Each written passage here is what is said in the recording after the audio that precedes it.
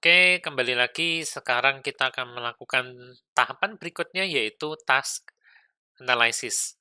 Ya, ini ngapain sih sebetulnya? Nah, kita melanjutkan dari task description ya. Kalau task description itu sekedar untuk memberi pandangan pada sistem yang akan dibuat atau device yang baru ini. Nah, kalau task analysis itu biasanya kita gunakan untuk melihat keadaan saat ini. Ya, yang terjadi sekarang itu apa saja.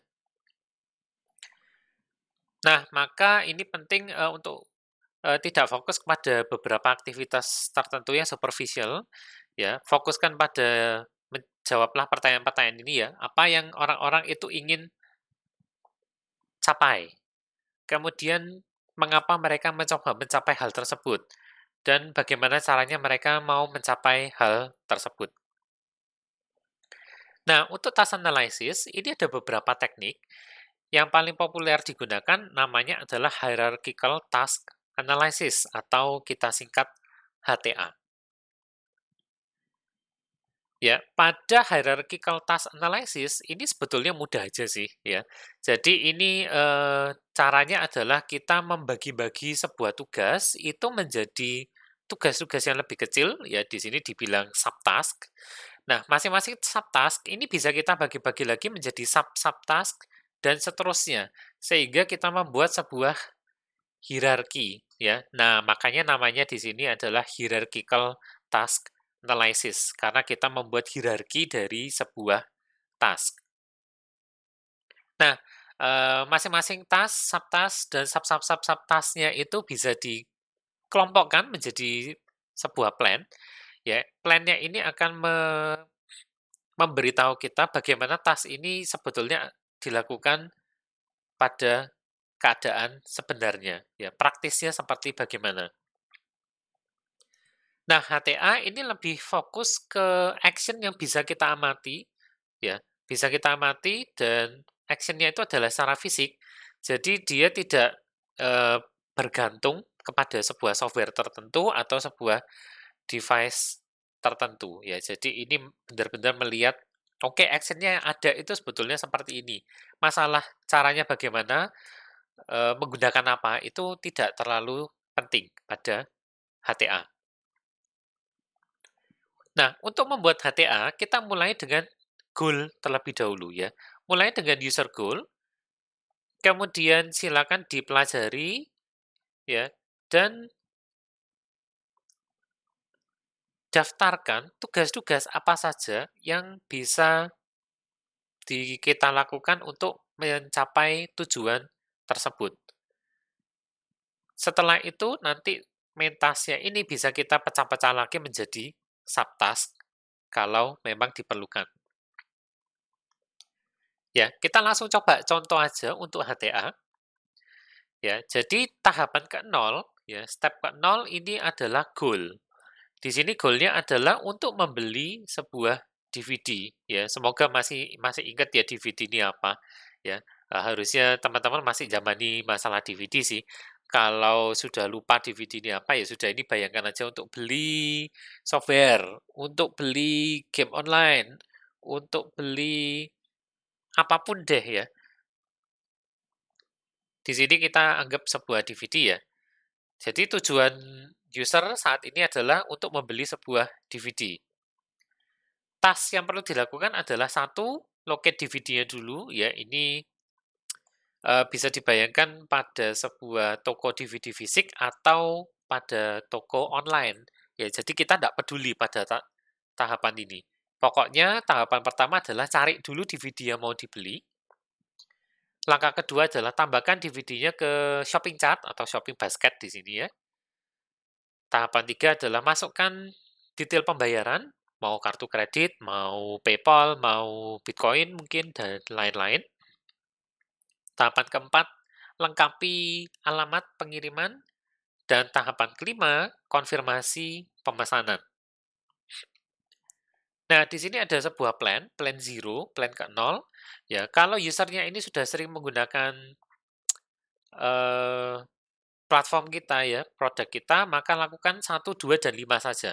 Locate DVD, add DVD to shopping basket, dan terakhir langsung confirm order ya, karena usernya sudah pernah melakukan order sehingga dia sudah menyimpan payment detail dan address, sehingga tahapan 3 dan 4 bisa dilewati. Ya, tapi kalau ini adalah pengguna baru yang baru pertama kali mau beli DVD di tempat kita, maka lakukan secara urut 1, 2, 3, 4, 5. Nah, ini salah satu contoh hierarchical task analysis. Ya, boleh digambar dalam bentuk grafik seperti ini. Ya, tidak ada format khusus sih untuk membuat HTA secara grafis. Ya, yang penting bisa dengan jelas memperlihatkan bahwa ini adalah hierarki. Ya, sehingga bisa kita buat seperti ini. Yang kotak 0 ini ingat ini adalah goal sehingga dia diletakkan paling atas. Kemudian tinggal dipecah-pecah saja menjadi berbagai task yang sesuai ya. Locate, add DVD to shopping chart, enter payment details, complete address, dan confirm order ya. Bisa diberi angka untuk memberitahu secara eksplisit bahwa ini loh langkah-langkahnya mulai dari locate, kemudian langkah berikutnya adalah add DVD to shopping basket dan seterusnya. Ya, walaupun memang biasanya kita selalu baca dari kiri ke kanan sih. Tapi menambahkan angka di sini lebih memberikan konfirmasi bahwa langkah-langkahnya ternyata adalah seperti ini. Ya, kalau ada plan bisa dituliskan di mana saja di grafisnya ini ya. Misalkan ini dituliskan di cabang yang ini. Nah, kalau memang ada task yang bisa dipecah-pecah lagi ya, silakan buat pohonnya ya. Secara grafik di sini misalkan katakanlah locate ini bisa dipecah-pecah lagi menjadi langsung mencari DVD-nya atau melihat DVD yang paling populer saat ini. Nah, itu boleh ditambahkan cabangnya. Ya, jadi seperti itu kurang lebih untuk melakukan task analysis ya, cukup mudah. Ya, maka kita sudah sampai di akhir pembicaraan kita pada topik kali ini ya, sudah banyak sekali yang kita bicarakan. Ya, intinya adalah perlu diingat bahwa mendapatkan requirement yang tepat itu sangat penting di dalam pengembangan sebuah produk ya, dengan menggunakan interaction design ya.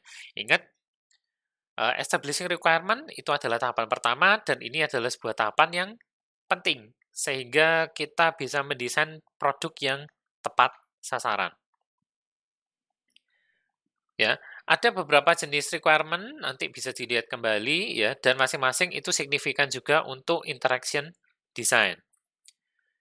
Caranya mendapatkan requirement adalah kita data gathering dulu, ya, ada teknik kuesioner, ada interview, ada focus group, ada direct observation, ada indirect observation juga, ada mempelajari dokumentasi, dan ada juga meriset produk-produk yang serupa. Ya, setelah itu tinggal dianalisis, diinterpretasikan, dan dipresentasikan dalam bentuk tertentu. Bisa bentuk use case atau bentuk IR diagram ya, tergantung dari jenis datanya sendiri.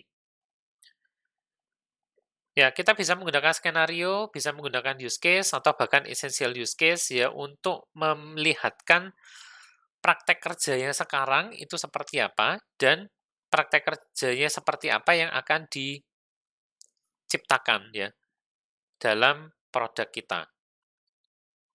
Nah, untuk membantu kita menyelidiki sistem yang ada sekarang dan praktisnya seperti apa pelaksanaannya, maka kita bisa melakukan teknik namanya task analysis. Ada banyak teknik, salah satunya adalah hierarchical task analysis. Nah, dengan demikian kita sudah selesai membahas tahapan pertama dari interaction design ya, yaitu adalah establishing requirements. Ya, semoga setelah ini teman-teman kalau mau melakukan interaction design bisa memahami betul ya pentingnya tahap pertama ini.